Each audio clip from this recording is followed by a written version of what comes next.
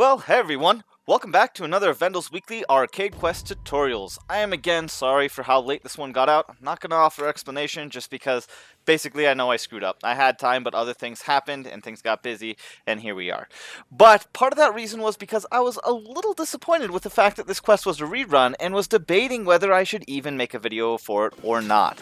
But as you can see here, I have decided to make a video for it, and we're going to mix things up and do it a little bit differently this time because of how easy this quest was. I made a way. Over the course of this video, we'll be talking about the differences between the original version of this quest and the new version of this quest that I'm showing here now, this super easy version. And we're also going to be talking about some of the changes in AI, and then I'm going to be putting myself through a little bit of a challenge at the end that was absolutely awful. I'm not really sure why I did it to myself, but hey, it brought back the difficulty of the original arcade that I actually liked at the very beginning, even if it also comes with a little bit of frustration. So, without further ado, let's go ahead and get into it and just start talking about it. And there's just a few things that I'm going to point out during these kind of speed runs. You'll see me doing some just general discussion. It's a couple minutes in that you'll actually see me start to talk about the details of how to get through each specific phase of the quest if you're really struggling. And with that, let's just go ahead and begin. So first off, this first clear that you've been watching up until this point was with my Nobushi. I actually, on my very first attempt with the Nobushi, who I'm not even very good with, cleared the entire quest with just one death on phase 4.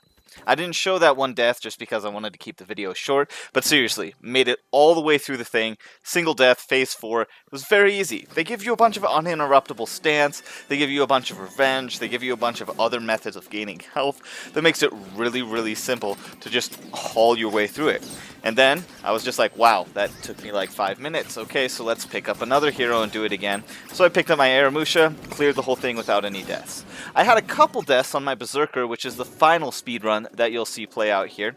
But honestly, it's really not that bad, and they were just because of me making a stupid mistakes. And additionally, because I didn't even know how to explain how to do this quest well because it was so easy for me, I decided, well, I needed to kill myself a couple times just to kind of see what's going on. And, I mean, really, there's not too much going on oppressive-wise in this, except for during the final phase, but they give you so many different buffs that you didn't have the first time we played through this quest. Long time ago. The enemies barely ever parry you, which allows you to just like wail on them without any worries, and it all wraps up to just be something where you can just wail on the enemy, recover if you get screwed in any way, shape, or form, and you'll generally come out on top. If you need some specific help with this, like said, refer to the end of the video, because I am going to be going over some of the more intricate parts of the quest and what it could be. So I'm going to take up now this next little segment to just talk about the direction arcade's going in general. I realize on the forums and in Reddit there's a lot of people that complained about how difficult arcade mode was. And so they've kind of been nerfing it, and they've done it like 3 times now. And honestly, I'm a little sad. Now, arcade's not the coolest thing in the world, don't get me wrong, it really isn't. It's pretty simplistic. But at the same time, I enjoy it for what it was. I enjoyed it for the challenge that it was. And now it's not really a challenge. What I do like about the changes to arcade that they recently made is you'll be able to handle the weekly quests with a lower gear level. That to me is pleasant, but still overall, I'm a little disappointed in how just easy in general they've made arcade mode. So, that about sums it up for this. My Berzerker is about to finish up here, and then we'll get into what arcade mode used to be like as I give myself this unofficial Hitokiri challenge. Alright, so this self-imposed challenge that I decided to give myself because I wanted the experience of a hard quest again, and it was really frustrating, let me tell you that right out, was I decided that I wanted to try to handle this quest with a level 0 gear score Hitokiri. I don't exactly know why I chose to put myself through this, but it did give me the experience and the time to think about what would make this quest difficult if it still had the same levels of AI and the same levels of hit points and etc. that they had in the past.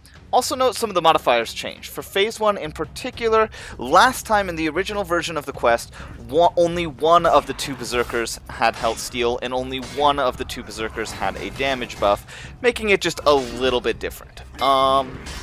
But honestly, it still wasn't even that hard back in the day, just because if you had the gear score to match this, when you're given uninterruptible, you can use that to extreme advantage to just destroy the enemy.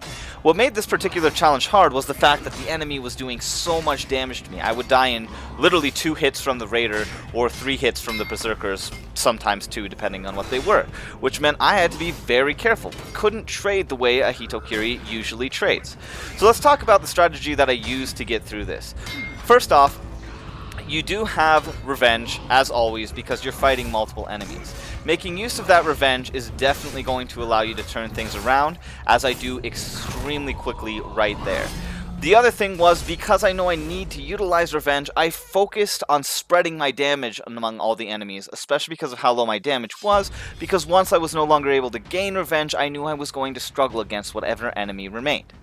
Those are essentially the 2 things you need to go into the first fight. I also recommend trying not to engage with the Raider, because the Raider in particular can really mess you up, and blinds are terrible right now. So be very, very careful and focus on the Berzerkers first, but do damage to the Raider whenever you can. The second phase has exactly the same debuffs that it had in the first time, but once again, you're given something that makes you very, very strong, and that is hit points from attacks. Now, your knockback can be used to your advantage or to your disadvantage, depending on the class that you play, but hit point gain from attacks really does allow you to just carry through, make mistakes, and turn things against these opponents. Additionally, the 2 here, I actually beat this my very first try, even with the Hitokiri low-leveled, because they're just really easy to handle, and if you pick off the one on the left first, then the second one will not engage you. And unlike in other fights where you need to utilize the fact that you're fighting against 2 enemies, you don't during this one, because you have health regen, so it doesn't matter having the regenerating shield to give you more excessive hit points. You just need to be able to hit them occasionally to get your health back. And given that I had low damage on this, I didn't gain much health on hit, but it was still very much enough to keep control of what was going on and to beat the shamans. Also, because the AI has been nerfed for this particular fight, none of them were exceedingly scary. There wasn't a lot of feints, and both of them can't parry. When your enemies can't parry, it really opens up your options for just ripping into them without really fearing what's happening, and you know they're going to dodge a lot, so you can catch it because that's their only real alternative defense. So using that knowledge, you can turn it against them and clear that phase very, very easily, even with a 0GearScore hero. Once again, we have the exact same modifiers for this third phase that we did the first time. So really, if you're looking for some extra advice on this one, you could also turn back to my original video where I talk about it. But essentially, there's one Highlander that can be pushed and shoved, while the other one cannot stumble, cannot be pushed, cannot any of that stuff.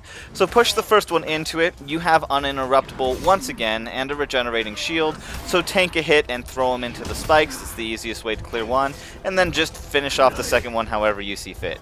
I was obviously getting a little too risky here with my health. This did take me a couple tries just because I was being foolish against the Highlander, but really, again, 2 Highlanders is not such a scary thing to deal with, especially because Highlanders are so matchup dependent.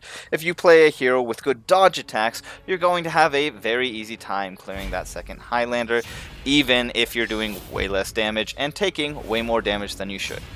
With that, we get into the fourth phase, which was by far and large the most awful thing back in the day, and was once again the part that took me literally like an hour and 20 minutes to get my first clear with the Hitokiri.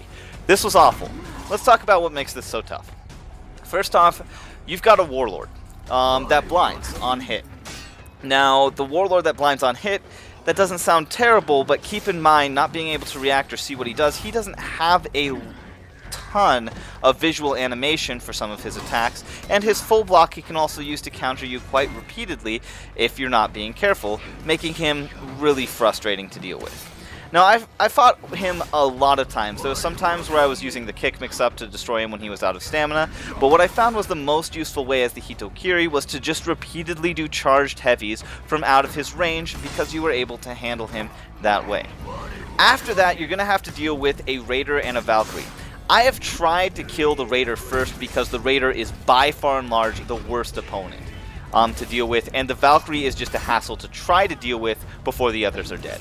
But seriously, I recommend just doing the Warlord first just because of how things kind of shake out. What makes the Raider awful? everything he's got is unblockable.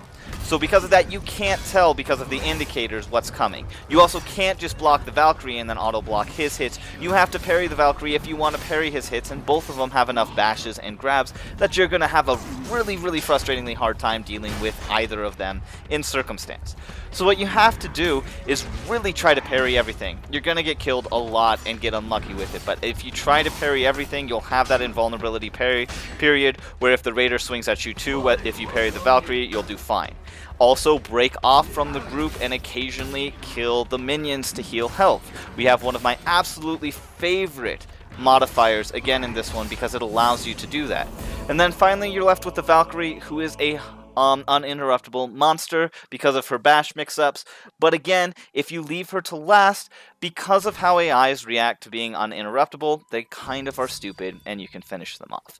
Pretty easy. You can trade with her and just use the guys to heal up, and you won't have a problem taking her off if you leave her to last. The frustrating and hard part is getting rid of the Warlord and getting rid of the Raider. And like I said, anytime you can knock that Raider down, put that damage on the Raider. Even if the Raiders have already engaged you before you finished up with the Warlord. So with that, we're now moving on to some of the new cosmetics. This is a very quick showcase of just the new Theft of Fire that came out this last week. It looks pretty cool. The actual fire animation, though not very randomized, is really, really pretty in how it comes out in its bursts, both for large emotes and for the others, and for executions. So this is one I definitely favor on any character that you want to give a fiery or spirit fire aesthetic to. It's really cool how the tendrils fly out from your character. Well, with that being said, that about sums it up for this weekly quest. I again apologize for this one coming out late, but hope you guys will continue to look forward to these coming out, and I will be trying much harder to try to get them out on time Thursday night this next coming week. That is a promise that I am making here and now. It will be out Thursday night this coming week. Thank you all again for watching and for staying with me and bearing through all my lateness in terms of a lot of these videos. With that, remember, modifiers modify your playstyle. Vendel out.